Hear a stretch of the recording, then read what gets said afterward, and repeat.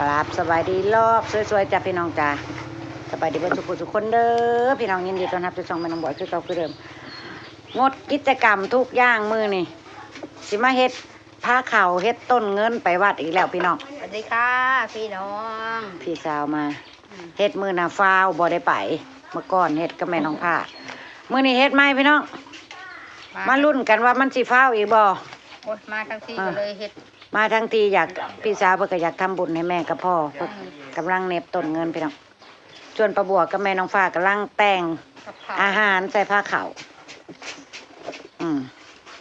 ส่วนร้านสาวคนสวยค่อยกำลังกินกำลังรับประทานว่าเราไม่ได้กินติดอยู่นะไม่อยากกินฝีมือนะบัวตั้งนานแล้วบอกมาทั้งทียังไงก็ต้องได้กินจัดไปจ้ะจัดไปจ้ะ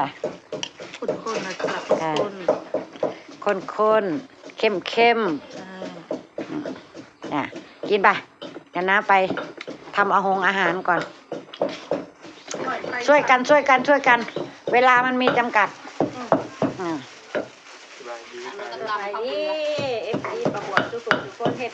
เตรียมอาหารพี่น้องเตรียมกับข้าวน้องบอยกับบ่มียังดอกขั้นต่ำกระเบือต้องน้องบอยโลด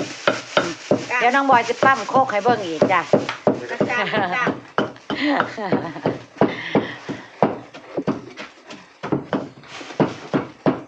มาลงฟ้าให้ยังพอลงฟ้ามือแรงเฮาสิเฮ็ดจังไดเฮาสิเข้าดาวกันไหมเข้าดาวอยู่ประบวกคือสิเบิดซิดแล้วล่ะคือพี่ผ้าไหนไข่หมูกระทะอ่ะพี่ผ้ายายบัวเข้าดาวอยู่ทำเองสิหมูกระทะน่ะจะไปซื้อเขาทำไมก็ทำดิ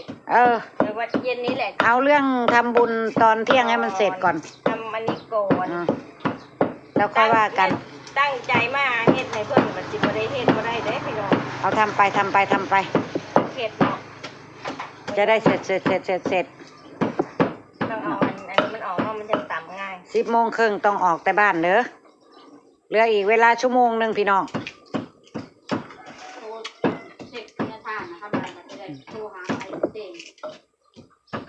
นะเดี๋ยวน่ะจะโทรมาอยู่มีรุ่นอีกแล้วพี่น้องมีมันเป็นอะไรนี่จะทำมันบัวทางตอนใหญ่แล้วหายจะทำผ้าขาวเมื่อหายทั้งทีมันถึงแบบมันรุ่นตุ๊บต่อมเลยพี่น้องเลยแถวบุมิรุ่นว่าพระจะอยู่บ่อยู่วัดบ่ตอนใหญ่เลยเดี๋ยวกินแล้วได้บ่ให้กันกินแล้วได้เลยง่ายโคตรเลยแค่ทำถือใจไหมตอนบ้างหน่อยแล้ว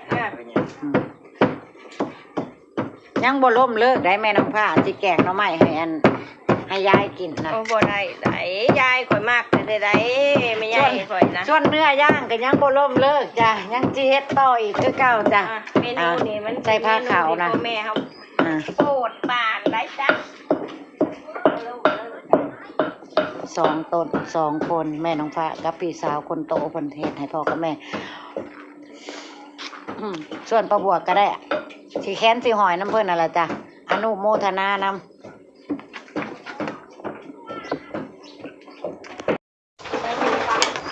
แกงหน่อไม้อีกรอบพี่น้องยังบ่ล่มเลิกจ้ะยังบ่ล่มเลิกจ้ะแกงหน่อไม้ใส่ติรอใส่ปูใส่บวบส่วนนี้แกงเห็ดปวกจ้ะพี่น้องให้พ่อให้แม่เพิ่น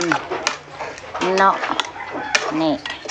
แกงเห็ดปวกที่ประบวกก็ลงพรไปหาไว้แล้วพี่น้องคอยนึกว่าให้ค่าที่แอวเพื่อนกับว่าเลิกไปเฮ็ดเล็บว่านะเพราะแฟนอยากมาเฮ็ดเล็บยังบ่ได้บอกแล้วเราพาให้อยู่ไปส่วนลูกค้าอันทำเล็บมาอีกแล้วจ้าลูกค้าของพอลลี่ว้าวต้องส้มไว้เด้อสร้างนะเด้อคันพาอยากเล็บงามนั่นต้องย่องย่างเดียวนี่พี่หลอกกับย่างอยู่พี่น้องใส่แกงหน่อไม้นี่ย่างบ่ล่มเลิกจ้ะย่างคือเก่าเมนูเก่าเมนูเดิมประบวกกัน1เฮ็ด1พักจะเตรียมไปเรื่อยๆพี่น้องเวลามันเดินไปเรื่อยๆอยู่แล้ว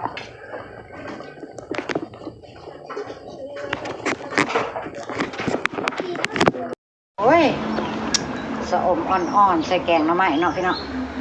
สุดยอด ได้หอมกลุ่นเลยบัดทีนี้โอ้ย เนื้อย่างเสร็จไปแล้วจ้ะ ใส่จิโร่ อืม จิงหรีด โอ้ยจิรอกับจิรอแม่ไข่พี่น้องเอ้ยพุ่นน่ะ จริงดิ โอ้ย จิงหรีดแม่ไข่เด้อนี่ โอ้ตัวคักอันนี้เนาะของมาแกงกบอันจะอมบ่ต้องใส่เด้อนั่นนี่นะเห็นบ่ ฮะ บ่ต้องใส่นั่นนี่นะ จะอม พอบักคำยันเราอยากกิน โอ้แม่นอ่ะเว้ยสิไป ใส่ในหันเบิดรถนี่ยัน แน ลุ ว ง มา พร ก่อย ากนำแกงเห็ดปวกนะเพราะว่ามัน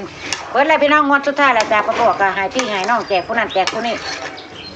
แล้วก็เลือใส่นี่ล่ะเลือใส่ผ้าขาวอะให้น้องๆให้พี่ๆเพิ่นมาแต่กินนี่ล่ะพี่น้องเพราะว่าแกงก็ใส่ผ้าขาวก็ใส่ถ้วยเดียวให้แล้วที่เหลือกะให้แม่น้องฟ้ากับพี่สาวคนโตเพิ่นกิน แกงเห็ดปวกกินไม้ปีตามฤดูกาลเฮ็ดตามฤดูกาลเนาะถึงสิบ่แม่นยามเฮ็ดก็ได้กินแกงเห็ดปวกจ้า มันเผ็ดอยู่บ่เฮ้ย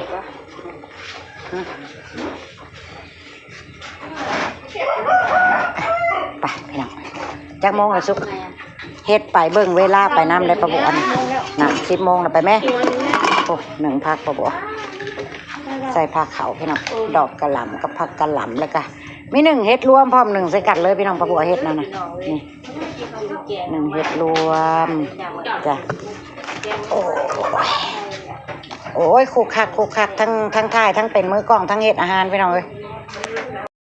สำเร็จแล้วพี่น้องต้นจ้ะต้นน้อยพี่น้องเฮ็ดซ้ำนี่แหละจ้ะอาหารก็เรียบร้อย2เอ้ยน้องเพิ่นกำลังไปเปลี่ยนเสื้อผ้า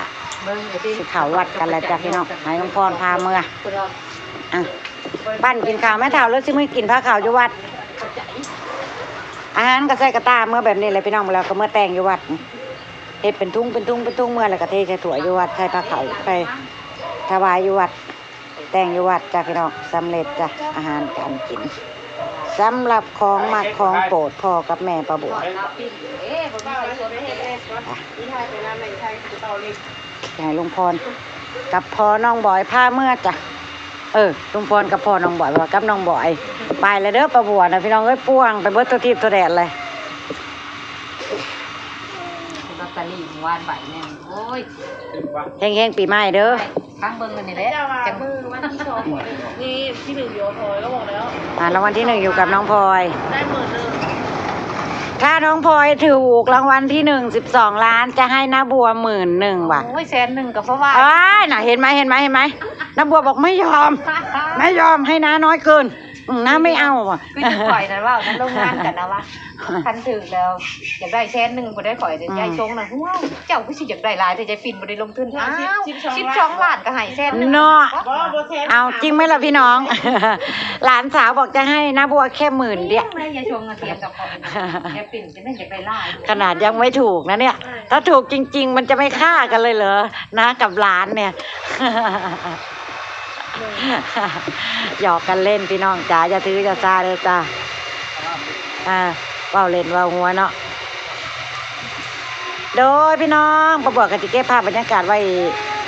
สวยๆไว้จำนี่แหละจ้าพี่น้องพอประบวกได้คลิปนะจ้าปีนี้ก็จะเป็นวันสุดท้ายของปี2025เนี่ยเนาะแม่นบ่พลอยใช่พรุ่งนี้ก็จะเข้า2026แล้วขอให้พี่ให้น้องทุกคนปีใหม่นี่มีความสุขกันทุกคนเด้อพี่น้องเล่นปีใหม่ก็มีความสุขหลายๆเด้อจ้าลำๆรวยๆเฮงๆกันทุกคนเด้อพี่น้องจ้าไปแล้วพบประบวกคลิปหน้าจ้าไปแล้วสบายดี